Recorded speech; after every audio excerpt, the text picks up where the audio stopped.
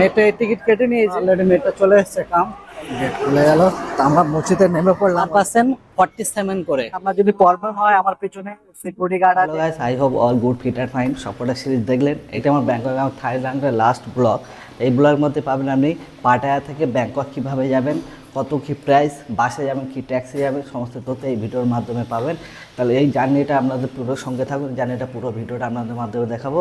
আমি যেখানে আছি বর্তমানে এখন ওয়াকিং স্ট্রিটের পাশে আছি, কোথা থেকে বাস ধরবো সমস্ত তথ্য এই ভিডিওর মাধ্যমে পাবেন। আমি এখন হোটেলেই আছি, হোটেল থেকে চেক আউট করে দিয়েছি অলরেডি। হোটেলে খেয়ে তারপর আমরা এখান থেকে বাসের প্রতি রওনা দেবো। আমরা একটা রেস্টুরেন্টে এলাম, এটা ইন্ডিয়ান নয়, কারণ কাছাকাছি আমরা পাচ্ছে আর হাঁটতে ভালো লাগছে না।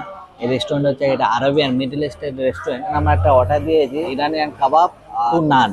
দেখা যায় ওটা কেমন টেস্ট, আসলে তো অবশ্যই আপনাদের দেখাবো। যা অর্ডার দিয়েছি ইরানি কাবাব আর টান রুটি, দেখতে পাচ্ছি টান রুটি, ইরানি কাবাব আর একটা সালাদ, এটা তো অন্য টাইপের। তো চলুন তাহলে খাওয়া যাবে। ওই গাড়িটা সামনে এসে গিয়েছে, এই গাড়ি করে আমরা যাবো এখন নর্থ পাটায়া বাস টার্মিনালে। ওখান থেকে আমরা রওনা দেবো ব্যাংককের উদ্দেশ্যে। চলুন তাহলে ট্যাক্সি বসা যাক।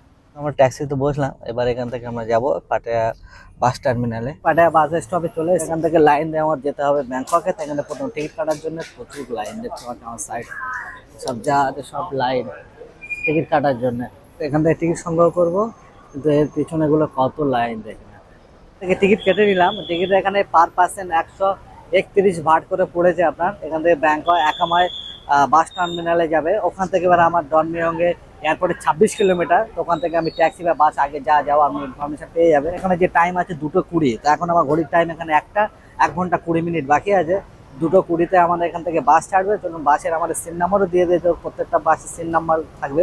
আমার বাসে যেটা আছে 33 আর 34 নাম্বার সিন নাম্বার, ওই ট্রেনের জন্য বসে আছে। বাসের জন্য আমরা যেহেতু 2:20 এখন যে সামনে বাসগুলো যাচ্ছে দেখে নেন। এখানে একটা বাসটা একটু লেট আছে, 1:19 হয়ে গিয়েছে, তাও এখন একটার বাস যাওয়া হয় না। ওই একামায়, এটা একটা মসজিদ, আমরা একামাইতে যাবো। একামায় ব্যাংকক, এটা মসজিদ, এটা আলাদা জায়গায়। এখন বাজে 3:15, আমাদের বাসের টাইম ছিল 2:20। অলরেডি প্রায় 55 হচ্ছে কি লেট বাস। 48/54 54 এই বাস। সবাই সামনে আছে, দেখতে আছে আমার লাইন দিয়ে অলরেডি দাঁড়িয়ে আছে। সিটটা খুঁজি,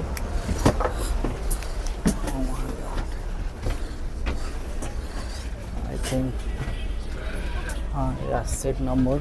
টাইম আছে রাত 10টায়, প্লেন অলরেডি হয়ে যাবে ব্যাংকক। আমরা 5টা থেকে 5:30টার মধ্যে যাবো। ওখান থেকে বাস স্টপেজ থেকে এয়ারপোর্টে যেতে প্রায় 1 ঘন্টা দেখছে, এবং কি 8টার মধ্যেও আমার এয়ারপোর্টে গেলে হবে, কারণ আমাদের কাছে তো লাগেজ নেই। সিম্পল একটা ব্যাগ নিয়ে এসেছি, কেবিন ব্যাগ, যেটা 7 কিলোর মধ্যেও ওজন থাকতে হবে। ওই জন্য আমাদের কোনো জয় আসে না, 8টার সময় গেলেও হয়ে যাবে, আমাদের বোর্ডিং পাস কমপ্লিট হয়ে যাবে। কারণ ওখানে সিম্পল তো, বেশিক্ষণ লাগবে না, শুধু স্টাম্প মারবে আর ছেড়ে দেবে। ব্যাংককের বাসে নেমে গিয়েছি, দেখতে পাচ্ছেন আমার পিছনে বাস অলরেডি আছে। এটা হলো ব্যাংকক একামা বাস স্টপেজ।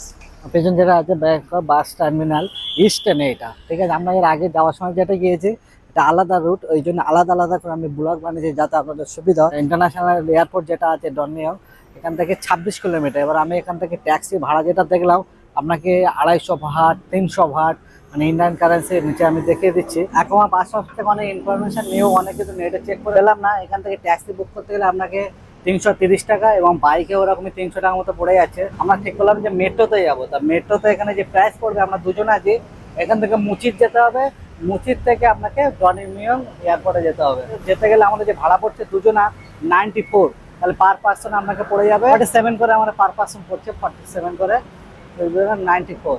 হোটেল যদি না বুক করেন, পাটায়া থেকে মুচিত টিকিট কেটে নেবেন, ওইটাই বেটার হবে। আমি একামা টিকিট কেটে নিয়েছি, আর এয়ারপোর্টে যাওয়ার আছে, ওই জন্য এখান থেকে এয়ারপোর্টে যেতে অনেক প্রবলেম, ওই জন্য আপনি মুচিত টিকিট কাটবেন, ওটা বেটার হবে।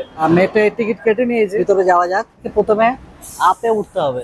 এখানে যে আমার টিকিট পড়েছে পার পার্সন 47 করে, বুঝতে পারছেন। সবাই ওয়েটিং আছে অলরেডি। অলরেডি মেট্রো চলে এসছে, কাম তো ঢুকে গেলাম। মেট্রো তো অলরেডি চলে এসেছে, মেট্রোতে ঢুকেও পড়লাম। তাড়াতাড়ি দেখি এখান থেকে কতক্ষণ টাইম লাগে। এখন বাজে ঘড়ির টাইমটা হলো 5:50, মুচিতে পৌঁছে কত টাইম লাগে গিয়ে জানবো কতক্ষণ টাইম লাগছে। তো চলুন যাওয়া যাক।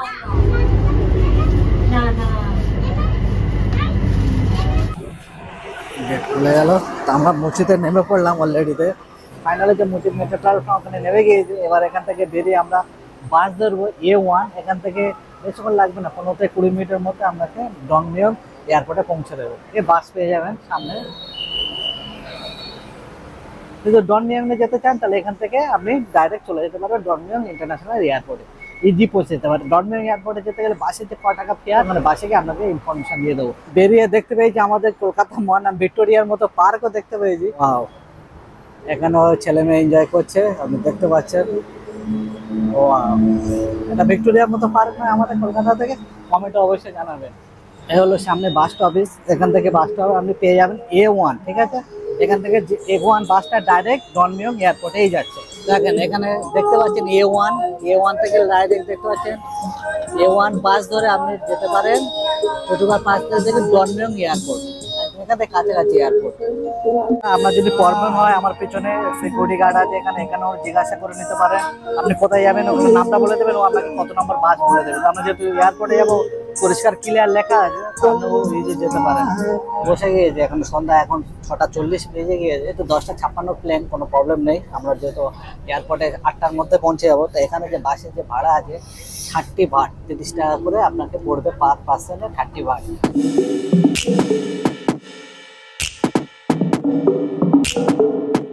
এয়ারপোর্টের সামনে আমাদের বাস একদম নামিয়ে দিয়েছে, তো আমরা অলরেডি এয়ারপোর্টে চলে এসেছি। এটা হলো এয়ারপোর্টের ডনমিয়ং ইন্টারন্যাশনাল এয়ারপোর্ট 1-এ আমরা এখন দাঁড়িয়ে আছি। এখন টার্মিনাল 1-এ এসেছি, আমার টিকিটটা একবার দেখে নিই, কারণ টিকিটটা দেখিনি আমরা কত নম্বর গেট থেকে ঢুকবো, এখানে অবশ্যই জেনে যাবো।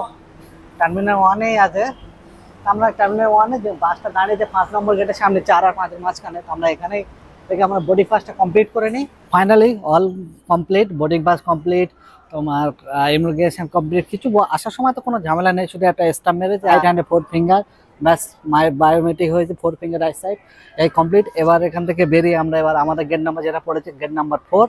তো এখানে দেখুন ডিউটি ফ্রি আউটসাইডে দেখেন, আমাদের এর আউটসাইডে এয়ারপোর্টটা কেমন দেখতে দেখে নেন। এটা হলো ডিউটি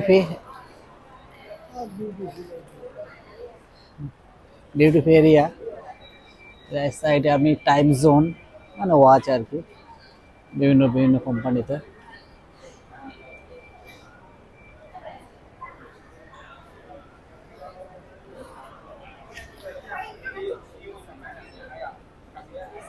ডিম খেতে চাইলে অবশ্যই এখান থেকে ডিমও নিতে পারে, তা আমরা তো সব খাই না, যারা খাবে তো অবশ্যই এখান থেকে নিতে পারে। অবশ্যই ডিউটি ট্যাক্স ফ্রি আছে।